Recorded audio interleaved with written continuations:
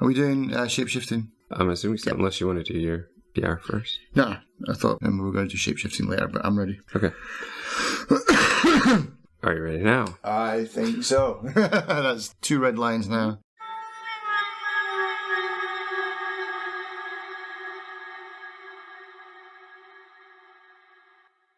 Hello, and welcome to Filling in the Gaps. I'm Justin. I'm Darren.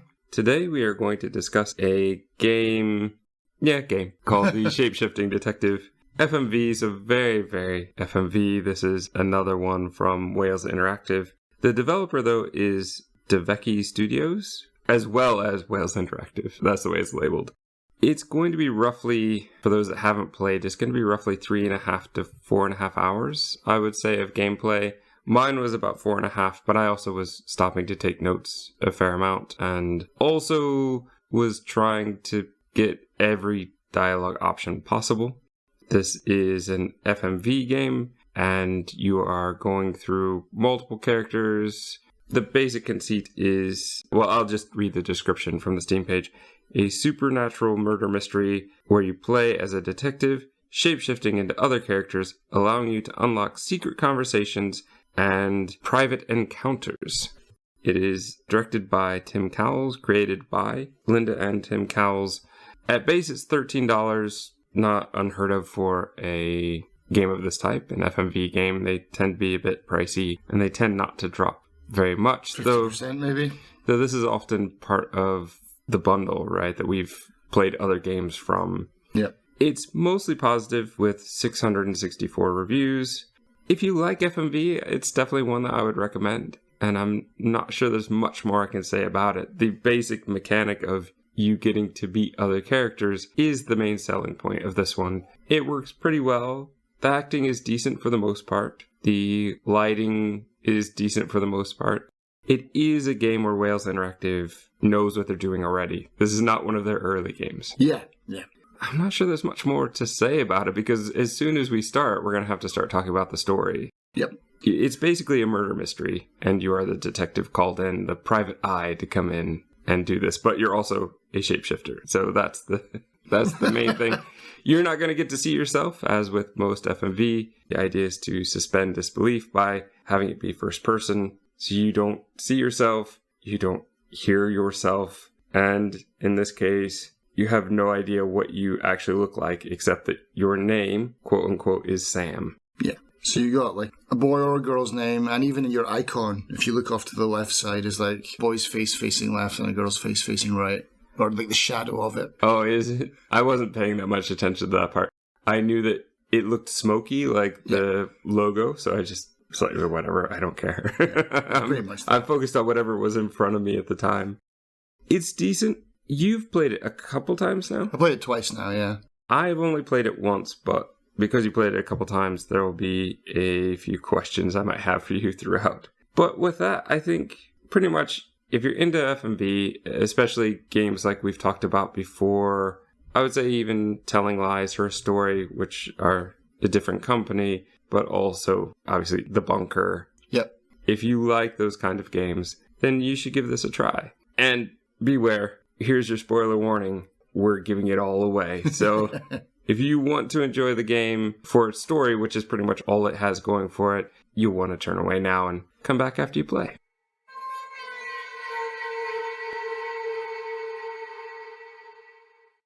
We're going to start with some oily colors on the screen, a marbling. And around those are credits with some voice work about Dorota's murder. Is Dorota a common name? I've never heard this. I've never heard of Dorota before. Okay. I thought it was an anagram for something at first. Well, It probably is. I had the worst problem of at first. I was calling her Dorita. or Doritos. Yeah.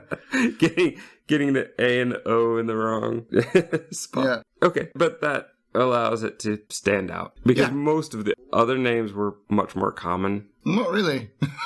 No? I don't know anyone called Rain.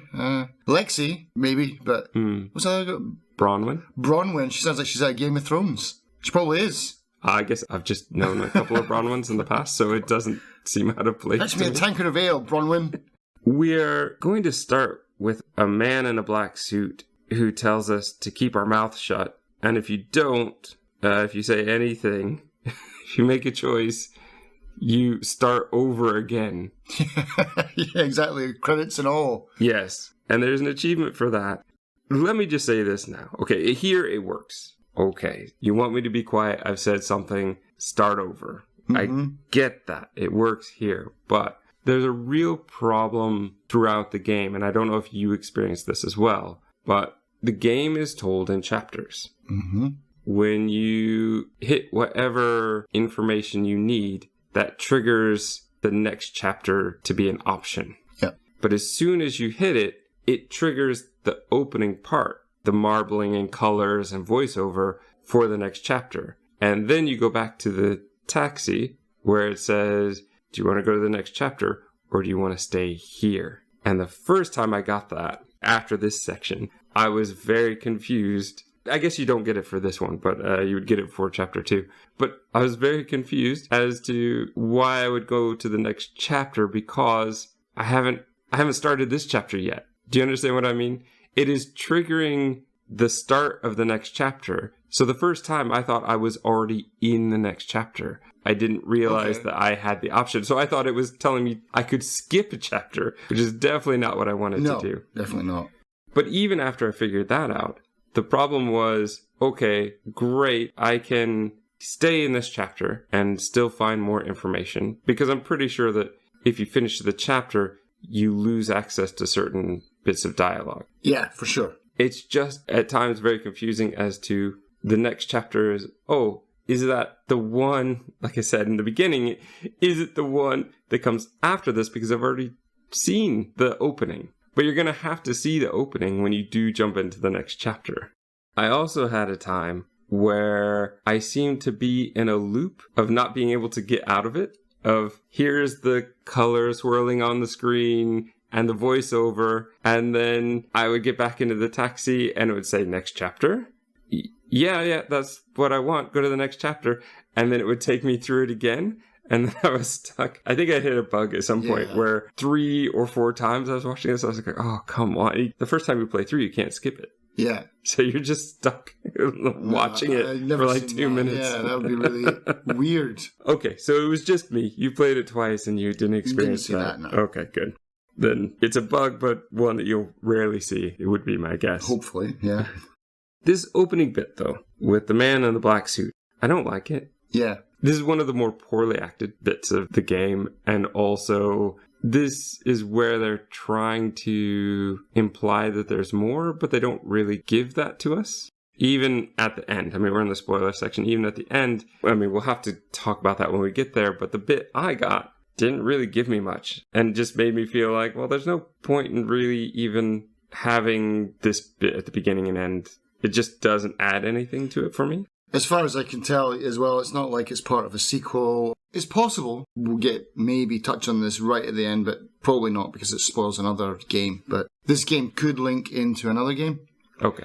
But that's not a very strong link, just one in my head, so make what you will of that. You're filling in the gaps between 2 games. Between 2 games. Mainly because they have the same actress, and she has a problem. Which Violet. actress? Violet is in the next game. Oh, that'd be all right. But she's not as Violet. But it makes sense because, yeah, that's my big problem with the game. And that's one of my final notes is like, what was the point of it all then? Because you made all this story up and at the end it's like, oh, you didn't explain anything at all. There's nothing. It's just empty. Basically, I don't know. To me, he was like Cancer Man from X-Files. He's like this dark, shadowy figure. You're this strange, I don't know, who knows, like a test subject. You've got a number rather than a name. You're obviously under extreme pressure to perform a duty, and these guys have way more power than you do. It seems like they can just shut you down when they want to and restart you. Maybe you're some kind of computer or you use some kind of android. I don't know. The list can go on forever. But yeah, nothing gets answered, and that really bugged me. So beware. We're going to get into town. We're going to be sent to August, where we are meant to meet with Chief DuPont or Dupont, depending on who is using the name. Yeah. The chief... Budget Tex Murphy. he's a little hammy. Yeah. Right? Okay. So it wasn't just me. Like, oh, what is with this guy? I love his animations when he's idling as well. The idling animation. The one where he's just looking at that pencil and he's like, his eyes are just like, woo! He's just got these massive bulging eyes. That one doesn't bother me as much as the one where he's putting on a hat. Because as soon as he did that the first time, I thought, oh, is the conversation over? Are we done? Are you leaving now? Yeah. Oh no, it's just idle animation, which is a good idea, but their choices for the idle animation were very odd sometimes. Have him do some paperwork or have him go through his drawers or something like that. The pencil gazing and the putting on the hat and just, I don't know. Yeah, for him especially, it really stands out. Everyone else kind of is okay. They're stuck on a couch, what can they do? But him, just what? It also feels a bit inappropriate at times, the idle animations. Like Violet's especially, we're zooming in on parts of her body that seem we should not be zooming in on. Yeah. Like, oh, this feels a bit wrong. The chief basically tells us that we have some sort of problem that he can put to the bottom of the pile if we help him out. Yeah, oh yeah, because the chief in August has that much power. Yes. This is something that I've said before, and I'm going to say again. Give us an idea of how big this place is. Because it seems like a super tiny town, but at the same time, some people don't know each other. Mm. And you also have just some things in it that make me go, wait, is this a small town or is this a city? Because I'm just baffled by the size of what this place is supposed to be. It has to be a small town because even the animations when you get in the taxi, it's all these backcountry roads. There's no big city lights. There's no driving through like London or anything like that. It's all like muddy countryside roads. All right. I'm sure that's where they filmed it, but where is it supposed to be in the game? That's what I mean. Well, I mean, if you're going to build some kind of imagination thing, like if you're going to film something, then yeah, film it where you think it should be set. That's where they shot it, but that's where it now is in my head where they are. You know, I'm not going to look at that and go, oh, they're in the middle of Birmingham, which is a place that they were in the past. But August seems to be a tiny little town somewhere out in the middle of nowhere. So what it feels like, but then again, as I said, some of the things that they have and some of the things they talk about just makes it feel like it's bigger. In a town that's as small as it looks, everybody would know everybody. Mm-hmm. It wouldn't be the type of thing, oh, have you heard of Zach Weston? It's like, whoa, yeah, everybody would if he's the only photographer in town. Yeah, he's even photographed for the local news station. Yeah, he's the only guy we've got. I think you could get away with that if they are somebody who just works in an office or who works in the city and just lives here. But if you have the only photography studio in town, I think everybody's going to have a good idea of who you are. Yeah, I think so. As far as the chief, we can ask him what he was doing last night. Oh, yeah. And find out that he was in the office and there's video evidence to prove it, so we can rule him out, which I didn't like. Why? I'm fine that we can rule him out, but I want to see it. All right, okay. Because we're essentially just taking the chief's word for it. Yeah. But game mechanic wise, it becomes very obvious that he couldn't have done it because we need him. Because he is our summary man. If ever we leave the game and come back, we go to the chief and say, oh, what do we know? And he'll tell you everything you found out from the current chapter, I believe. We are led to believe that the chief knows about our power. Who is it who says no children? Was that the man in black? Yeah. Okay. But basically, the chief wants this taken care of. He wants to know who killed Dorota. But clearly, it was those tarot readers. Yeah. And that's who he definitely wants to pin it on. And that's the interesting part of the story, I think, the hook. Beyond the fact that we know we're going to be able to shapeshift is the fact that these tarot readers came into town, warned that Dorota was going to die, then she died, which does make them look very guilty. Or very good tarot readers. But the chief doesn't believe in that. So his options are they killed her, or at the very least, they know more than they're letting on. But the thing is, what I don't get is, if the chief knows that we can shapeshift, surely he would have some kind of secret code word or some way of telling, because we can go back to him as anyone and make him spill the beans on anything, and we fool him every time. Wouldn't he look at you and go, what's your birthday? You know, something like that. When were you born? Oh, you got me, Chief. It's me, Sam. Yeah. You know? Come on. You would suspect. Yeah. But Chief Dupont is not the best detective, let's say. Too busy looking at those pencils. We're going to go to the guest house. We get to meet Violet. This is, for me, where I feel like the game actually starts. We're actually meeting somebody new. We actually get to ask questions about where they were and did they know Dorota and those kinds of things. Dorota, according to Violet, was nice but slutty. Those are her words. Yeah. We are told we should talk to Oscar, Dorota's boyfriend, but we can't do that yet because he's in the next chapter, so we actually have to wait for that. And this is where, like, once I got to that next chapter where I realized, oh, when somebody gets introduced through dialogue, I have to wait for the next chapter a lot of times to see them because I was wondering what happened to him. Mm-hmm. Oh, go talk to Oscar. Well, he's not on my list. I can't get to him.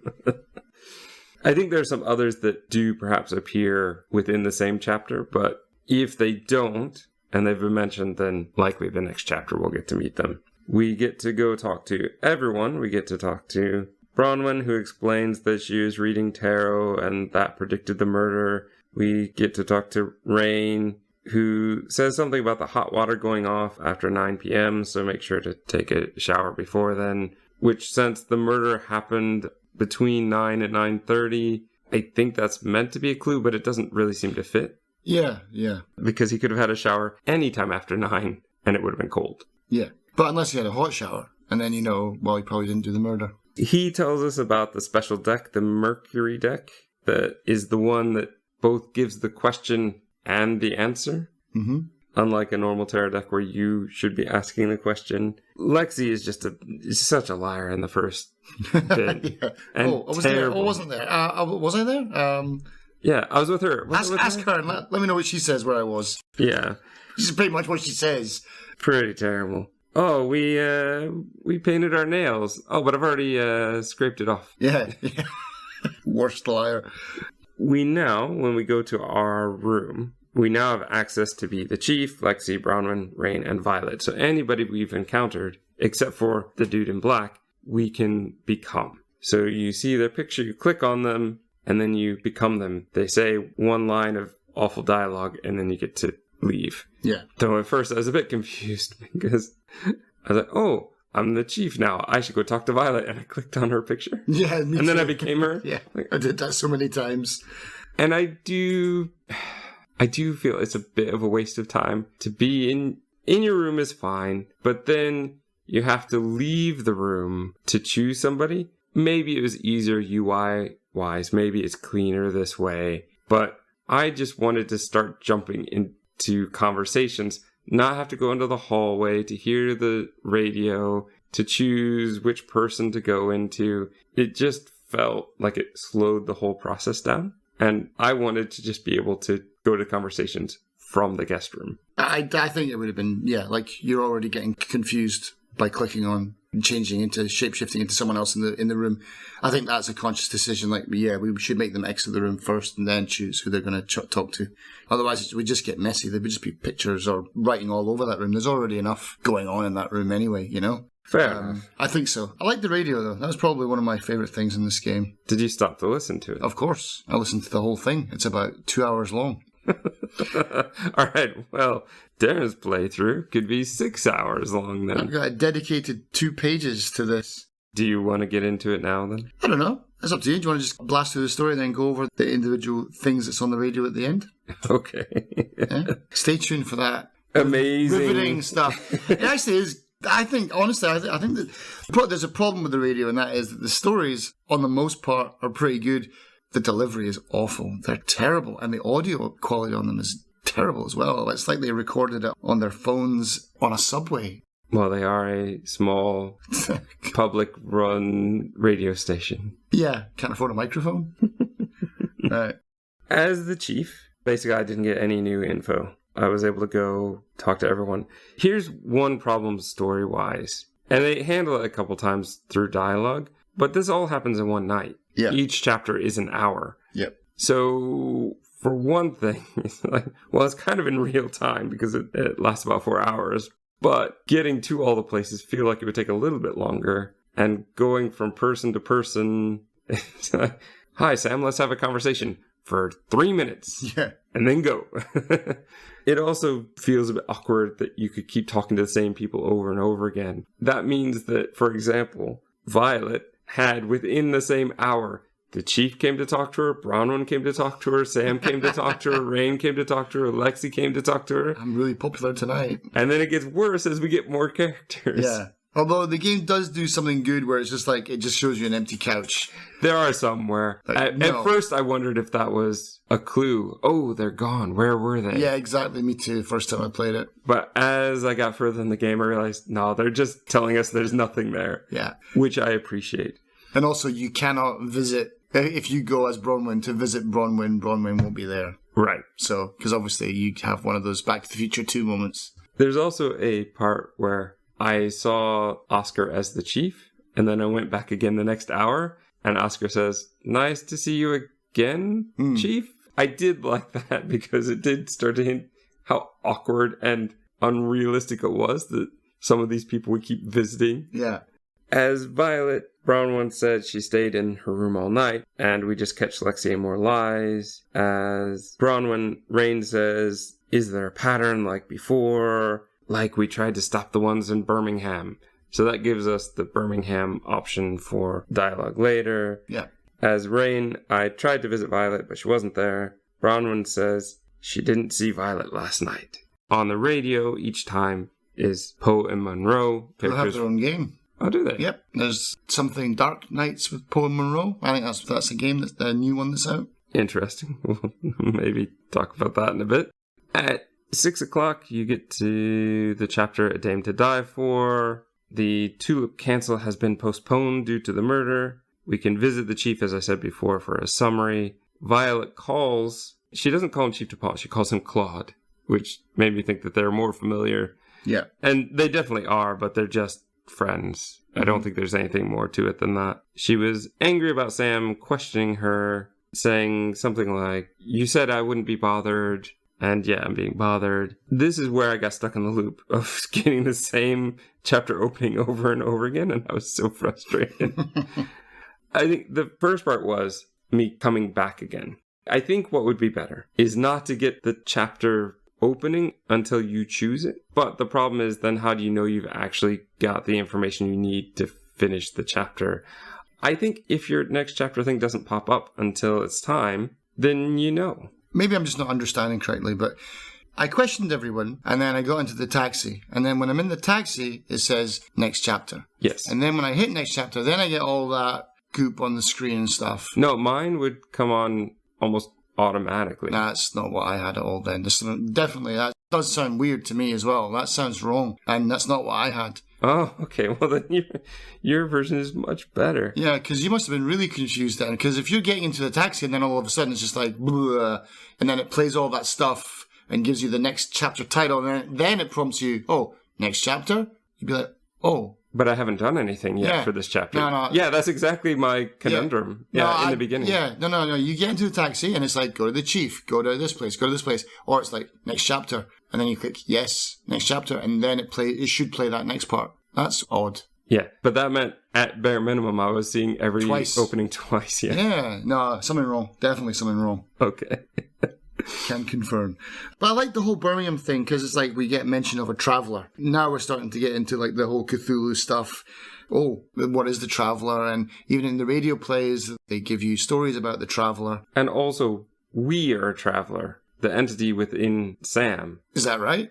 I think that's what we're led to believe. Okay, well, I didn't pick up on that. That would be pretty interesting. Yeah, okay. A traveller or something similar. Mm-hmm.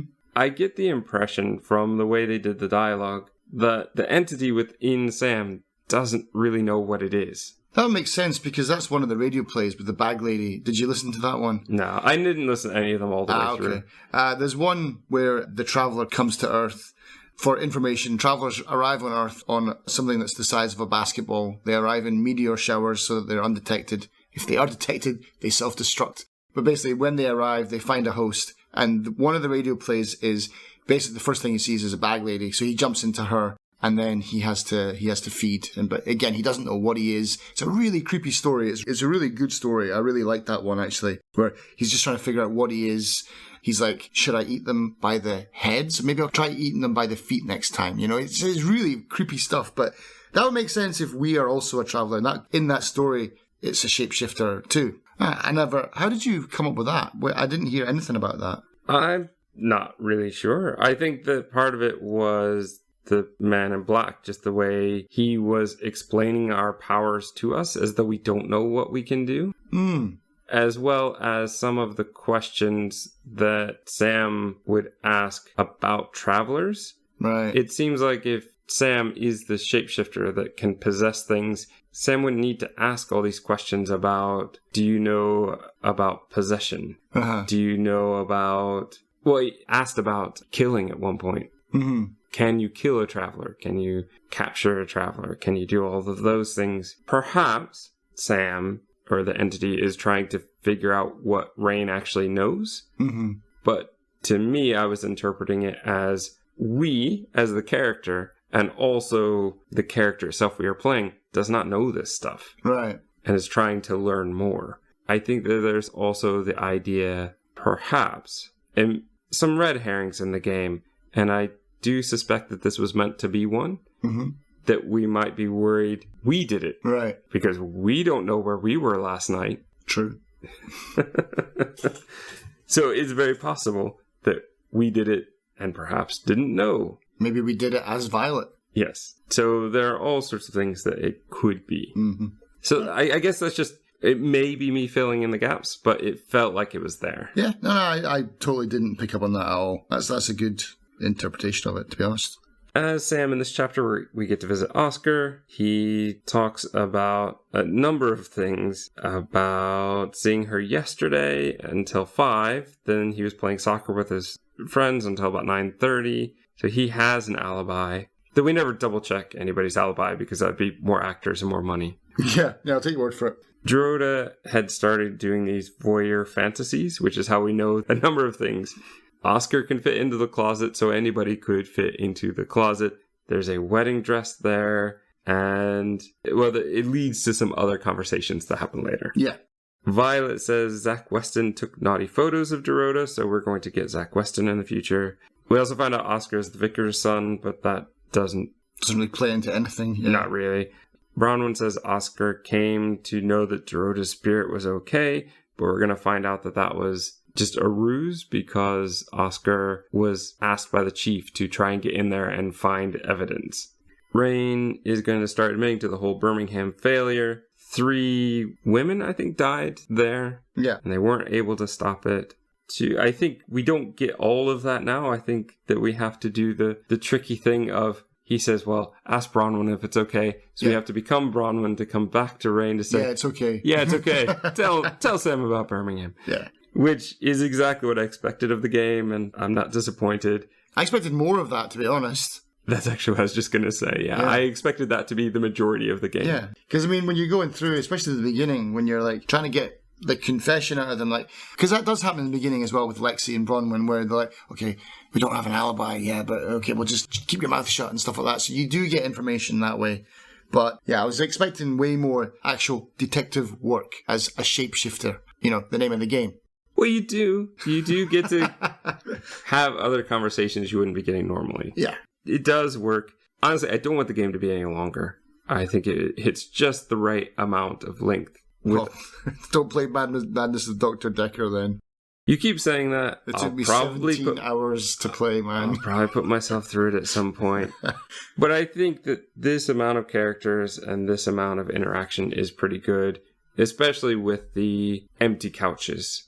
I prefer the empty couches to, I've got everything I've got out of this character, so I'm going to get their animations. Or like the same dialogue over again. Which they didn't do. There are times where it would be nice to, I was taking notes for the episode, so I had my notes in front of me. If I was playing normally, though, I wouldn't have any notes. I'd just be playing and go, oh, what did they say? But I think they've done a good thing by having the chief be able to give you any information. So if you missed it, or you didn't quite understand it. There's all sorts of things. Your daughter could have come in to talk to you while you were watching that and you missed that bit of dialogue. the chief will fill you in. So I think that works very well. That fixes the problem and also cuts down on the excess bloat of what it could be if I was going in and having the exact same conversation just to make sure I was getting all of the dialogue options. Mm-hmm. As I transform into Oscar, the game has voiceover saying, "Oh, your ability is limited." And this is when you texted me. I texted you and said, "Wait, is our ability limited?" Because I don't want to get halfway through the game and find out I can't shapeshift anymore. Yeah, you're done now. Make your choice. But your theory, I think, holds up, which is it's just game story that they're trying to throw in. Yeah. I looked it up as well. Oh, is your ability really limited? And of course, other people are asking because they don't want to... They tell you that. Yeah, I mean... They tell you that. Explicitly in the game. And there's no indicator of it. There's no ability meter or anything of that kind. There's no number that you're given. Oh, you can only shapeshift 100 times. Yeah. There's nothing that's told to us except for that vague statement. And I'd really rather they didn't have that. Because that's a scary thing as a player to suddenly think, oh, am I limited? And did I waste 5 of them by doing it before when I should save them all for the end of the game when I can talk to everyone knowing everything? Yeah. As the chief, we're going to talk to Violet and she's going to say she has a deal with him. She mentioned something about Mr. Hedges, but I didn't find the rest of the Mr. Hedges story. Did you?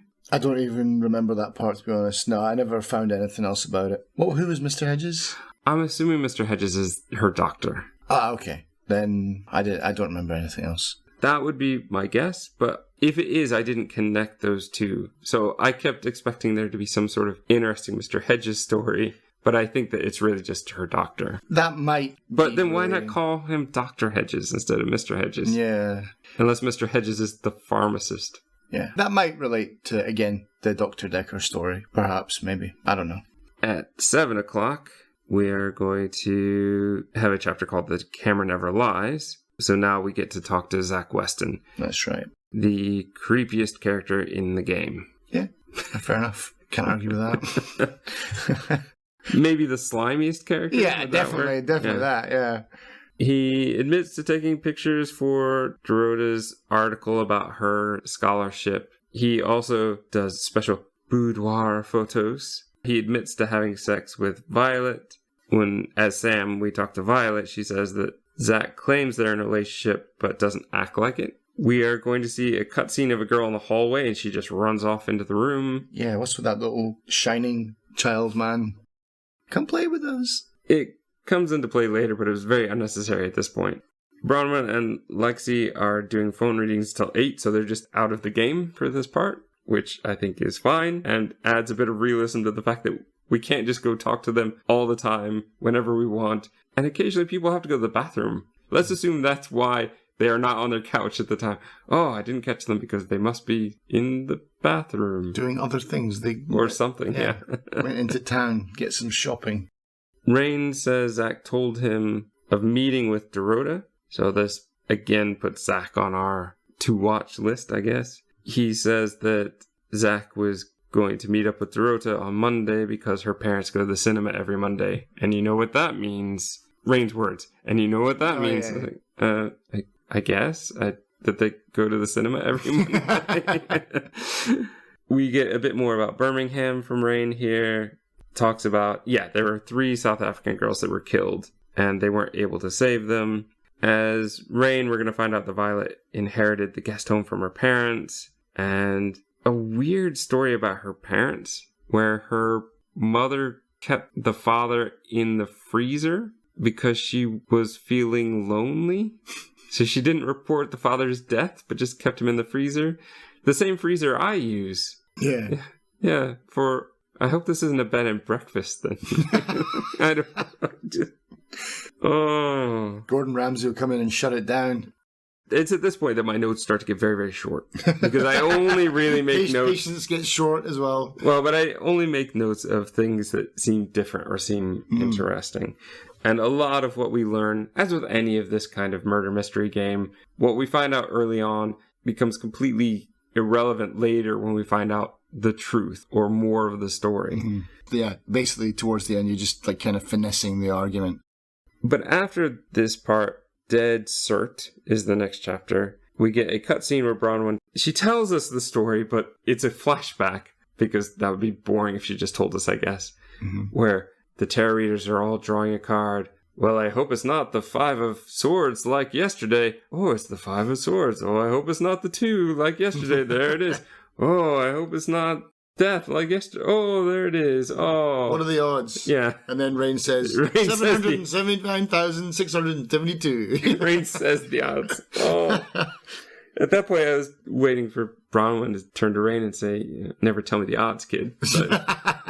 But it does make sense. He even qualifies afterwards when he say, I get asked that a lot. Yeah. So, fair enough. Flexing their math skills to me. How dare they? Yeah. We're going to find out that Ellis Munro of the radio show is next. She also happens to be a redhead. The Traveller has a thing for redheads then. When we talk to Ellis, we're going to find out about her partner on the radio. There's hint that they might be more, but not much more than that, which led me to make a mistake later.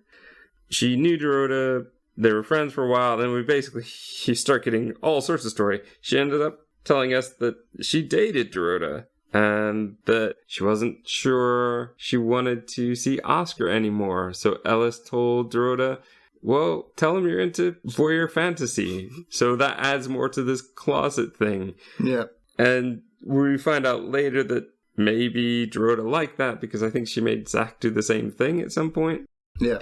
The wedding dress apparently was Dorota's mother's, so that's kind of a clue that's just gone now. I thought it was going to be something special. I was waiting for someone else to tell me, like, oh, she has a wedding dress. Or I was going to say, hey, do you know about this wedding dress? And like, no, I never heard about it, I was waiting for that to pop up in a conversation, but it just doesn't. I think it's only there just to, like, put more emphasis on this relationship. I guess her mother expected her to get married, and that's about as far as it goes. I've got no idea. Zach Weston, of course, was trying to get Ellis to do boudoir photos. Ellis also talks about some sort of dream about being replaced by other versions of her. Right. And we get a cutscene of Ellis. I think she's calling Sam by his phone or something. But everybody in this game seems to be British, right? This is Wales Interactive, except for Ellis. No, I think she's meant to be an American. Okay. Yeah. But it just, I know it's possible, it just feels out of place. It just seems like the type of thing in a tiny town like August that you would want to know, how did you end up here? Exactly. That's the thing. It's like, so big radio stations, sometimes it's quite common to have, you've got your breakfast show host, usually, who's got some kind of companion. And yeah, they can be from another country. That would make sense. But you have to be pretty down on your luck to make it on August.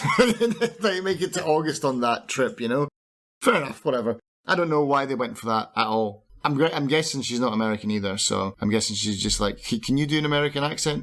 It's passable. All right, you're hired. I've got no idea. I don't know. I didn't look it up, so I couldn't tell you for sure. The chief will tell you to go easy on Violet. Again. As Sam, Violet is helping her goddaughter Sophia with her math, and this is the girl from the creepy scene earlier. Yeah. So that creepiness was for nothing. Sophia says Violet was taken by aliens, which seems silly, but of course we're going to have to ask about it. Yep. Bronwyn asks for help. I ask Bronwyn for help, and you have to choose. So there's 2 different things you could have. I chose to have her watch Violet. Okay. I think I probably did the same thing on my second playthrough, to be honest. I don't really remember much about my first one. That's fine. What did you do on the second one? I think it was definitely Violet, because I had suspicions it was Violet on this playthrough. I certainly did. Rain talks about Yuri Harris in Birmingham. This was the person who the Traveler possessed, and warned the tarot readers that it would see them again in August, not realizing that August would be both the town and the month. Lexi, we can also ask for help, and I asked her to talk to Zach Weston, which was a bit weird because then I also, as Lexi, went to talk to Zach Weston. And later Lexi said, it was very weird. He seemed to think I'd already met him and been there and told him my name and everything. So, yeah, well. Sorry about that. Yeah. Ellis basically has no options to talk to anyone at this point. Bronwyn, as Bronwyn, Lexi talks about how they've tried this a few times, but they've never been able to stop the Traveler. And that's got to be awfully frustrating, doesn't it? Yeah. Lexi asks, who is the killer? And I, as the player, have to choose? How would I know at this point?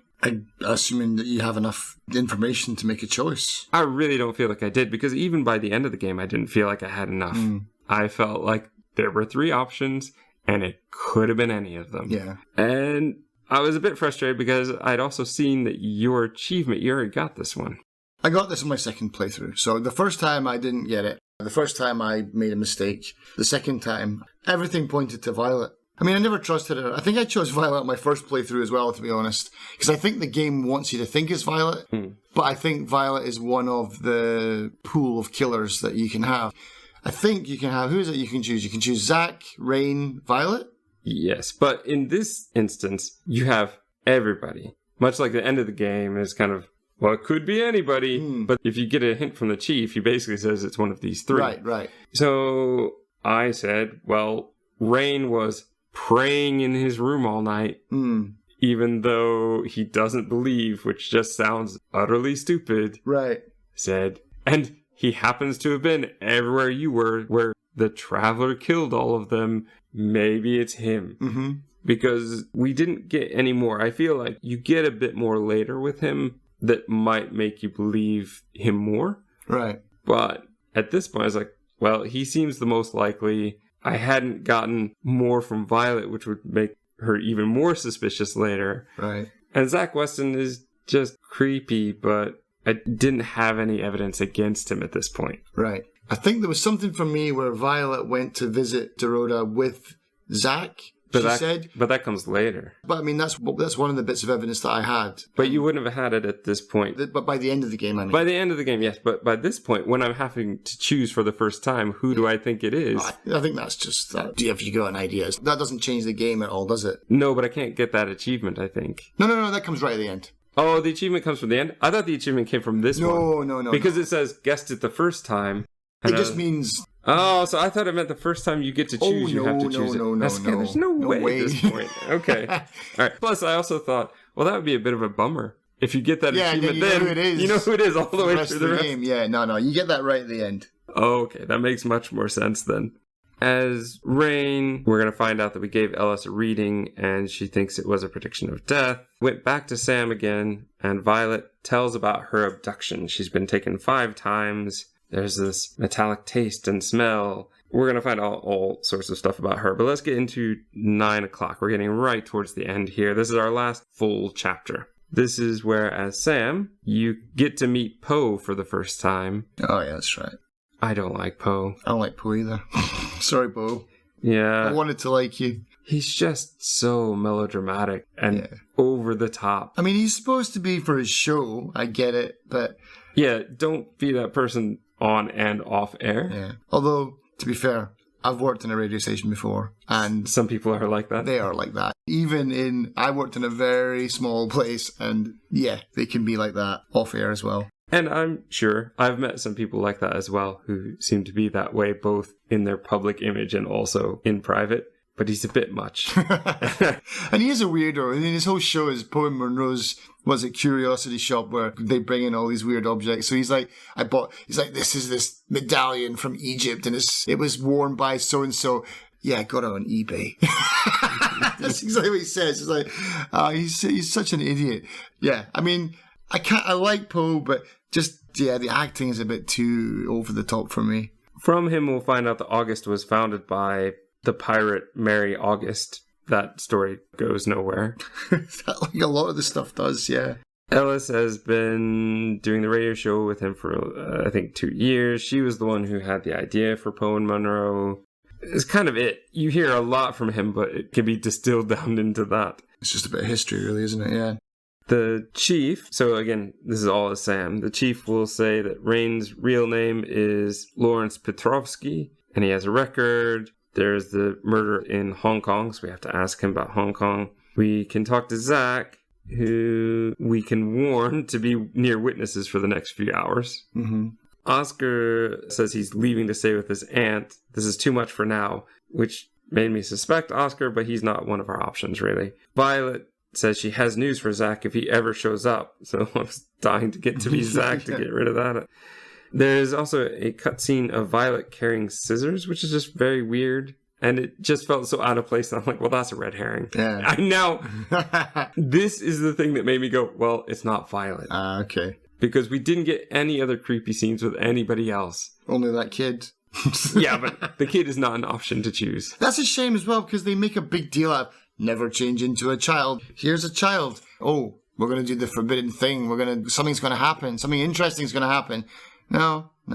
As usual, some bit of story's been flopped in there and it's like, oh, but it's not important. Like, come on. So did you not get that scene? The scissors? Yeah.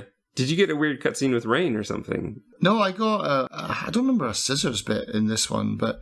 She's just slow motion walking down the hallway, carrying scissors behind her back. I definitely didn't get that this playthrough. Definitely did not. I'm wondering if that's the clue I need to look for on my next playthrough, so I can get that achievement. Bronwyn is going to say Violet has a scar on her back, and she's also been Googling Ellis Monroe for some reason. Well, because she knows that she might be the one to be killed. Yeah. Rain says that the murder charge was him actually trying to save the woman in Hong Kong from falling off, which the chief will admit could be the real story. Well, it does look like he's trying to save her, but what's the reason they were up there in the first place?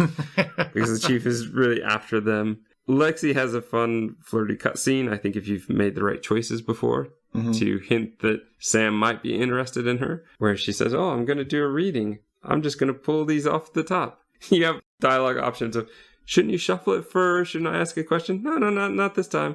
Oh, look, this one means you're going to be part of a couple if you make a choice that could improve your whole life. And it's basically just her saying, hey, why don't you ask me out on a date? Yeah. And it's actually kind of cute. Yeah. And I did appreciate it. I found this much more appealing than Ellis, who seemed to be in love with everyone. She's a very social butterfly. Yeah. Her saying, oh, but Sam, I really like you. Even when you just told me about Even when you reject her, she's still saying, oh, but Sam, I really like you. Why don't you stay in August? And wait. Because you're also going to have the option to get her to marry Poe. Yeah. And it's like, what if you're that committed to him? Why? And I've only known you for an hour. Yeah, I was like, I'm not having anything to do with you. Yeah. As the chief, Violet admits to not taking her pills, which should be a red flag. But like I said, I'd gotten that cutscene, so I thought, surely it can't be her. Yeah. She says something about the chief telling her about a UFO sighting. So clearly they must be real. But I can't get that from the chief. I jumped into Violet to go talk to the chief to get more information about that. Doesn't come up. It does come up in the next opening scene of the chapter saying lights were seen. Right. But we don't... It's just so frustrating. We don't get to corroborate that. Yeah. As Rain, Lexi's Ouija says no when she asks, is this the same Rain I've known and loved? No. So I think that's the lead that the board knows. We're also going to find out that Poe is looking for some green velvet pouch, which I'm assuming is the amethyst that Ellis and Zach Weston were going to sell. Right. I don't know how much that would really be worth if all his stuff is just coming off eBay, like you were saying. Yeah. When we are Ellis, Zach says that he and Ellis were going to steal Poe's amethyst and sell it. When we talk to Poe, Poe is like, I will leave my wife for you. Is it time for us to be together forever? I'm like, no, weirdo. No. But then I realized, oh, that was a mistake, because actually later, as Poe, Ellis is like, I love you and I'll do anything for you. I was like, oh, I guess I could have said yes. Though that would be an awkward thing of Poe going, oh, it's so wonderful you're going to be my wife. And Ellis going, oh, did we agree to that? From Zach's perspective, when we're Zach, we can talk to Violet and find out that she followed him to Dorota's. I think we should be through because you were going to Dorota's and I know about it and I'm going to tell everyone. Well, then just tell everyone. Yeah. A murder happened. This isn't just he cheated on you. A murder happened. Yeah. Of which you're a suspect. Yes, exactly.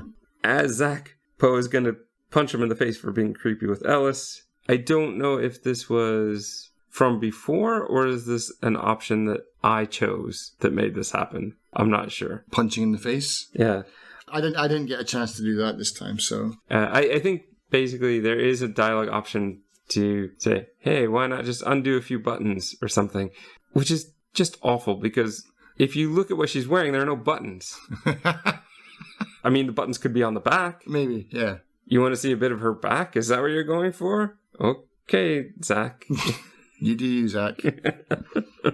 I switch back to Sam again. The chief says Violet was in a cult, so this goes even further. Even more, yeah. The back scars are from, well, it's a weird thing where I guess they're from the cult. There's some sort of branding from the cult. Mm-hmm. But I think Violet will say they're from the aliens, but then we're eventually going to find out they aren't.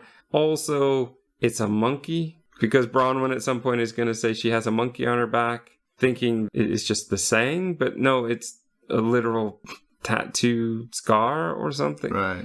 I was like, oh, you went too far with that one. You went too far with that one.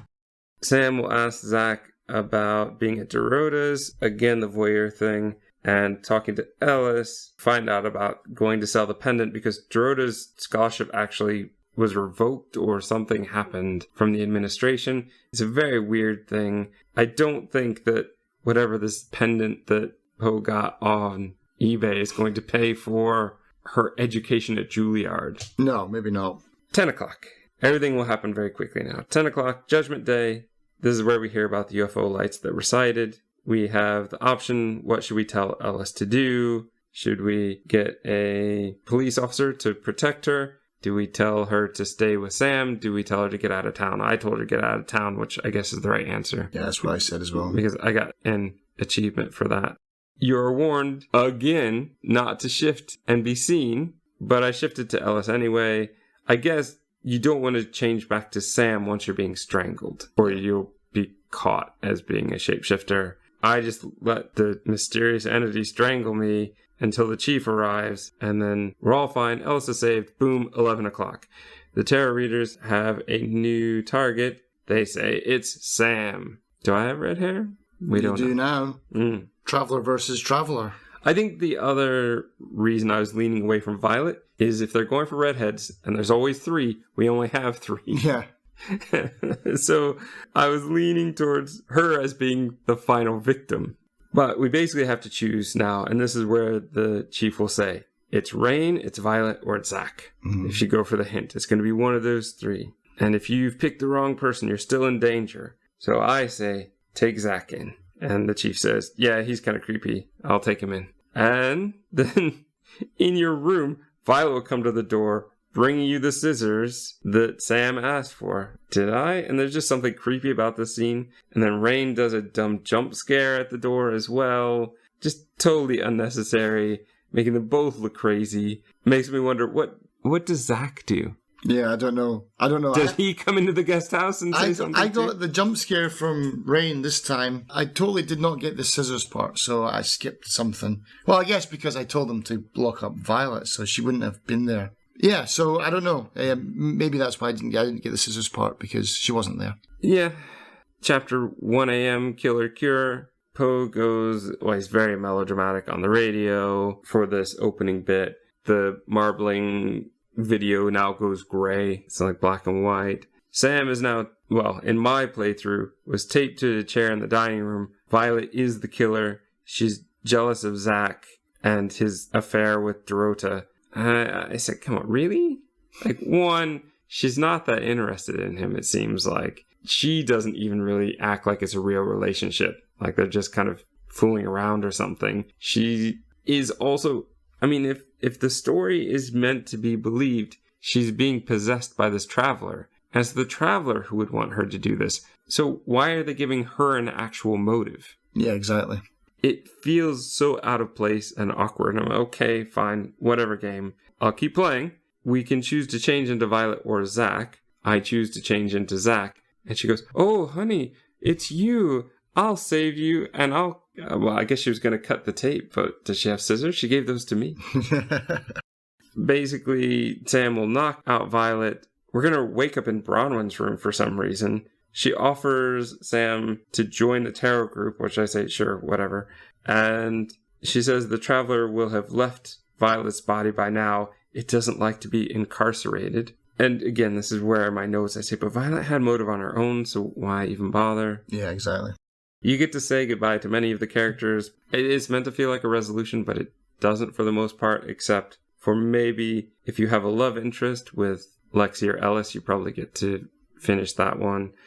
And that's pretty much it. You now have the end weird scene with the man in black who says, Agent 3.13, you're now augmented to Agent 3.14. Again, story that we know nothing about. Yeah. And coincidence that it's Pi? I just put down here, Pi and Monroe. That's awful.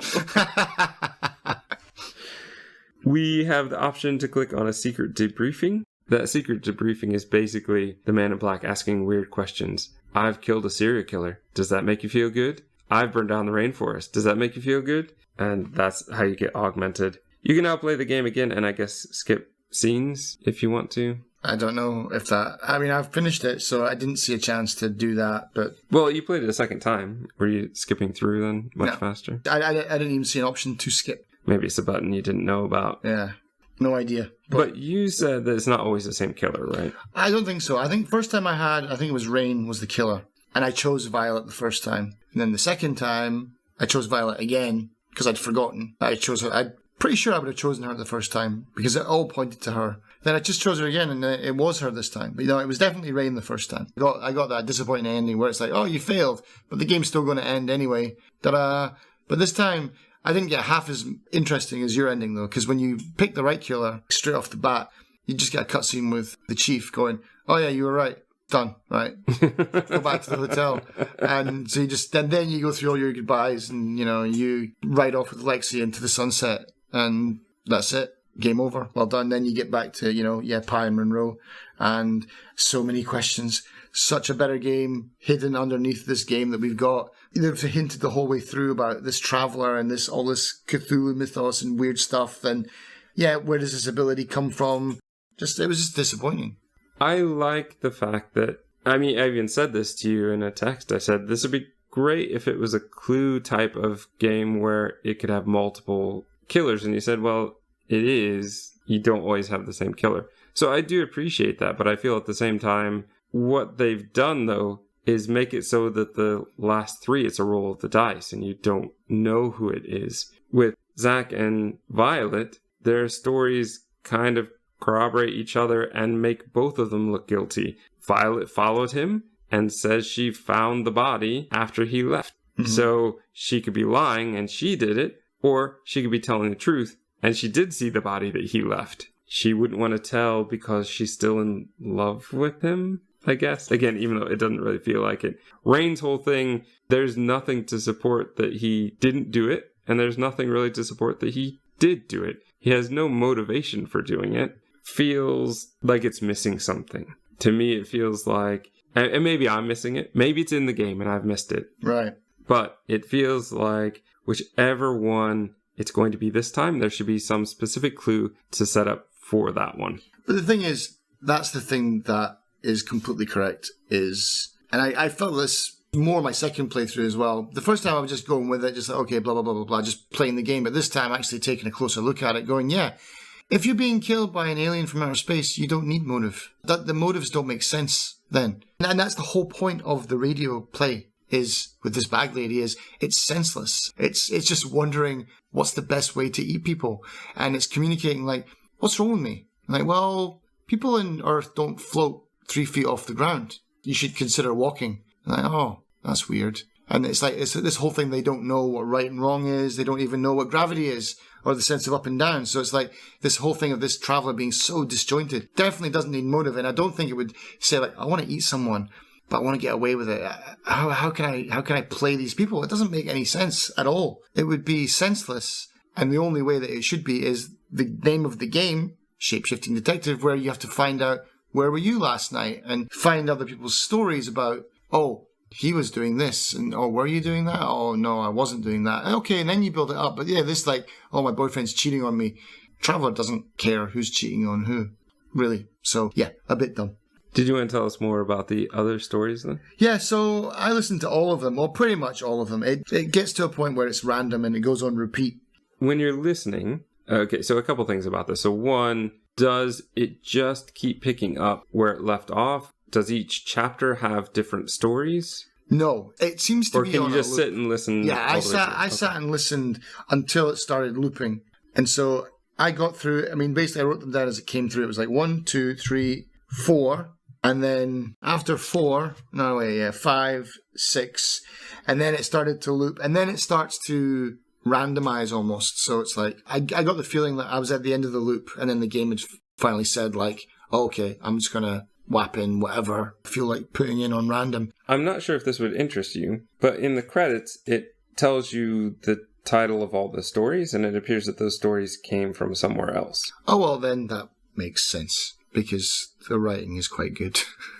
So, that sounds a really bad thing to say, but yeah, I mean, the writing was good. Okay, so let me take you through a little bit. So the first one, I don't know the titles of any of these. I just wrote down like brief notes on them. The first one is pretty cool. It's a very creepy one. It's basically a bunch of astronauts are on the moon. They're drilling into the moon. They find a cavern.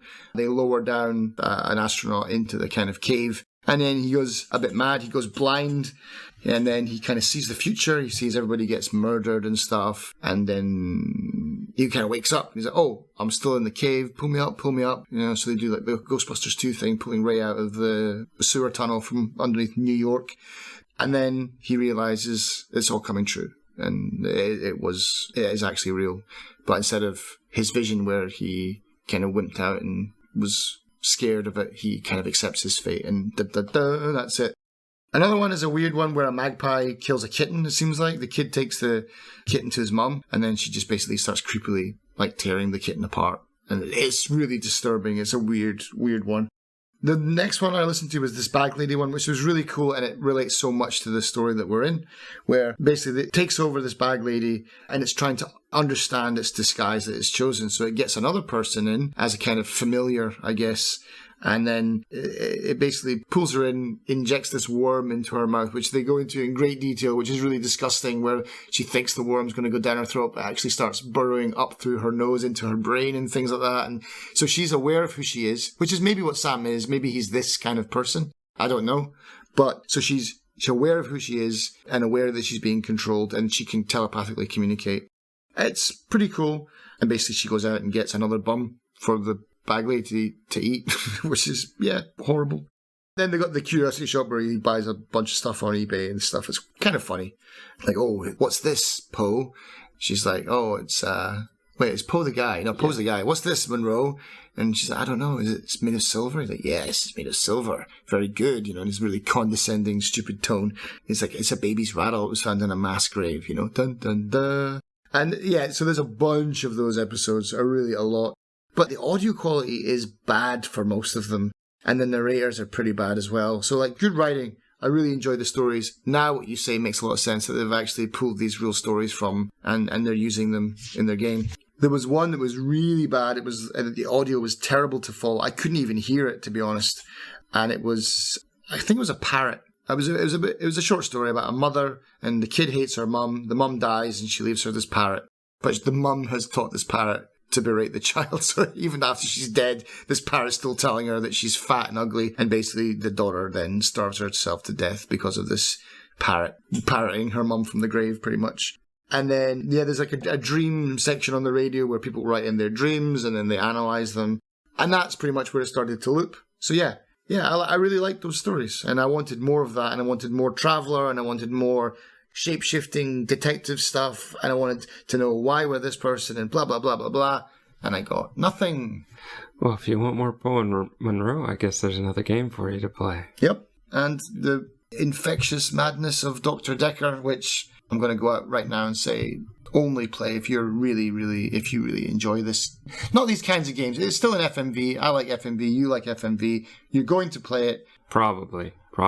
But when it goes super sale, cheap, yeah. But I'm just warning you now, it took me 17 or 18 hours to finish. So you're saying this wore out its welcome, and it was like... No, it didn't wear out its welcome. This was a good length. Yeah, so 3 or 4 hours. So try multiplying that by 4. And it's pretty much the same size character-wise. And it's all set in one location. And it's not like a click game. You have to type in all of your questions.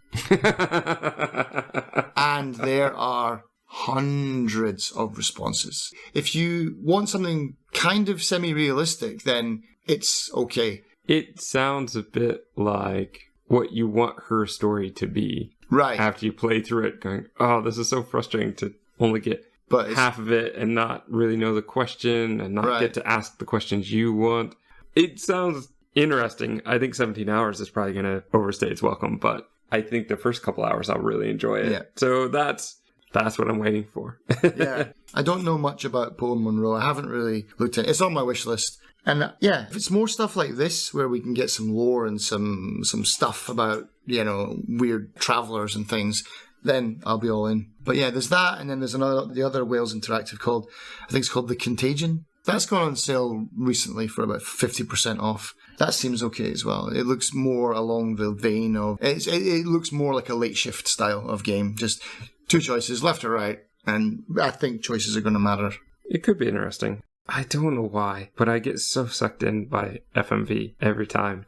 Like, okay, I'm gonna watch it, and I mean, it's not even so much I'm gonna play it as I'm gonna watch it. Yeah, exactly. I mean that is part of the thrill, I guess. Of this, where it is primarily FMV. This isn't a game that has FMV elements. This is all full motion video and you making your choices. I enjoy it. I'm not sure if I'm going to enjoy the 17-hour version, but this one I enjoy, and I honestly would probably play it again just to see if I could guess the killer next time, to maybe get a couple of dialogue options I didn't get this time. Mm-hmm. The achievements for this game are very good at letting you know, oh, there are whole story segments that you missed out on, as well as, and I'm not sure how I feel about this, but whenever I play an FMV game like this, especially the Wales Interactive ones, it's clear at times where the video is cutting because you